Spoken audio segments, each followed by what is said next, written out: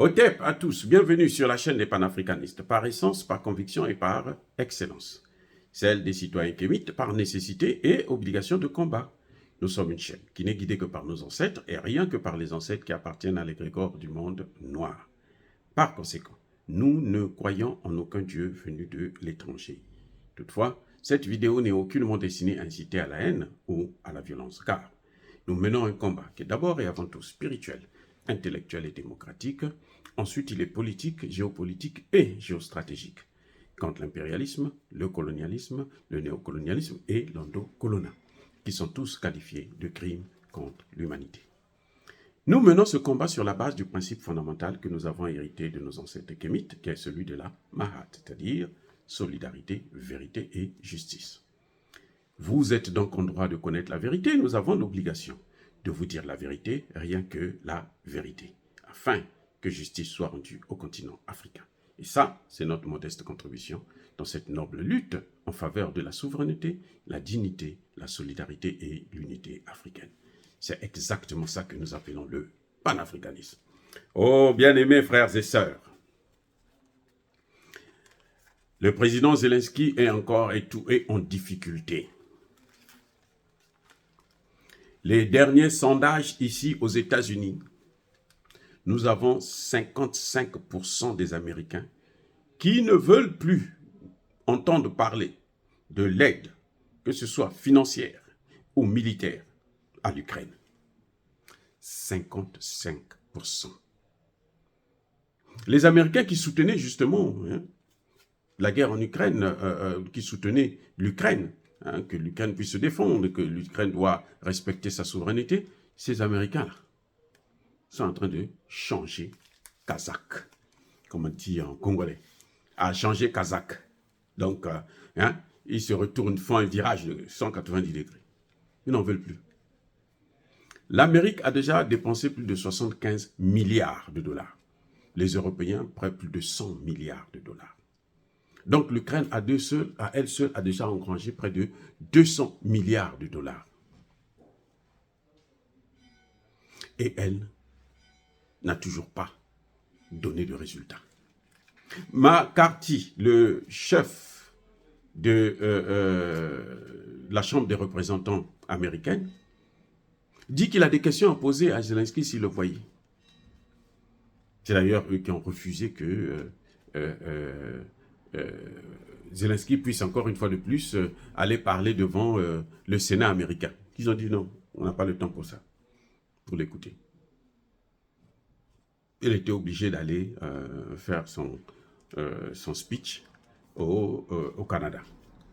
Donc la situation devient de plus en plus dure. La dernière fois, dans une de mes vidéos, je vous disais que la Slovaquie retire son soutien. Ils sont engagés, ils sont prêts à retirer leur soutien si le parti qui est en train de monter dans les sondages gagne. Robert Fico, le chef de ce parti, dit « Moi, dès que je suis élu, là, c'est fini avec l'aide. » Donc, en ce moment, ce que font les Américains, ce que fait Joe Biden, c'est de s'ingérer, d'investir énormément dans la propagande et autres pour que ce monsieur Fico-là ne puisse pas être élu. Mais la situation, de toutes les façons, sur le terrain, reste difficile, au point où on donne à Zelensky en 30 et 45 jours pour vraiment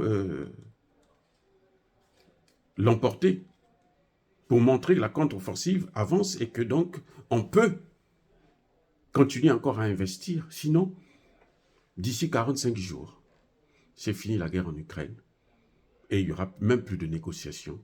La Russie prendra les territoires qu'elle a déjà reçus, occupés. Eh oui.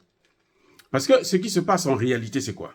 C'est que la Russie, sachant que l'Ukraine devrait avoir une contre-offensive, elle reçoit des armes de la part des Européens et des Américains, elle avait donc préparé la réception des Ukrainiens.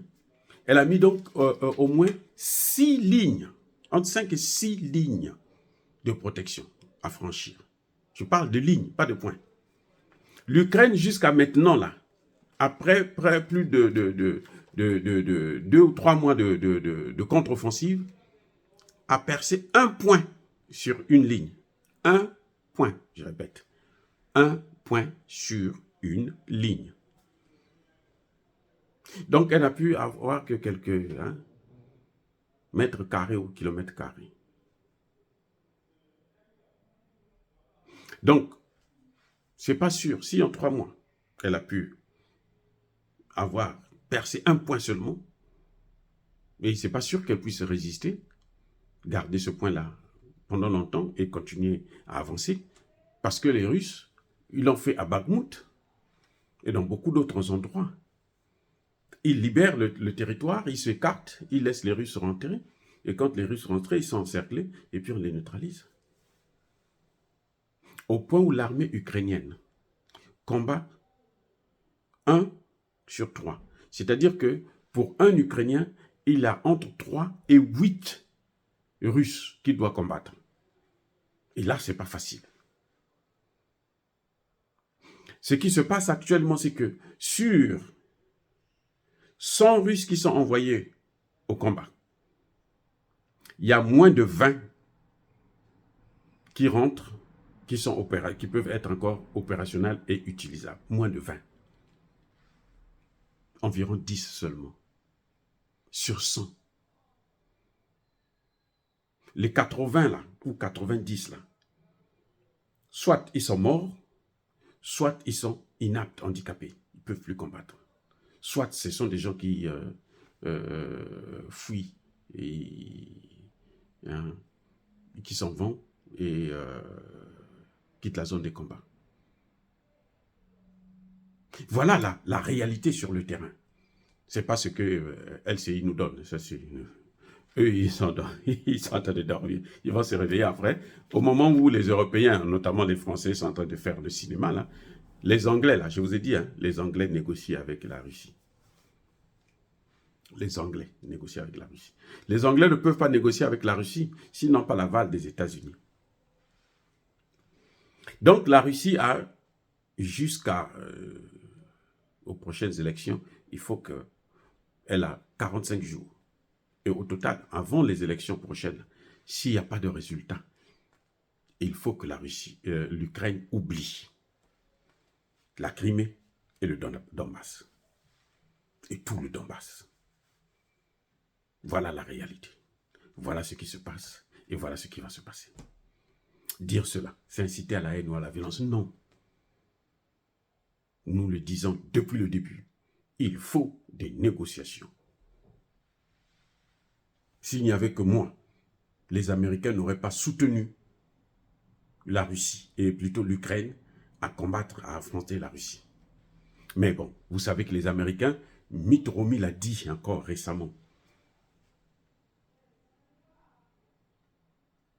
au département des affaires étrangères du Sénat américain, que leur priorité, leur vrai ennemi, c'est la Chine.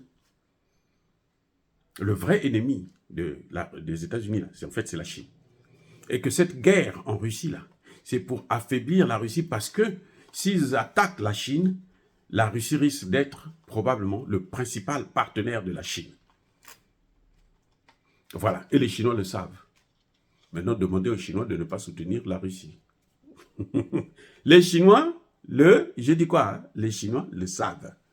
Les Chinois savent que, en fait, le vrai ennemi, là, c'est la Chine.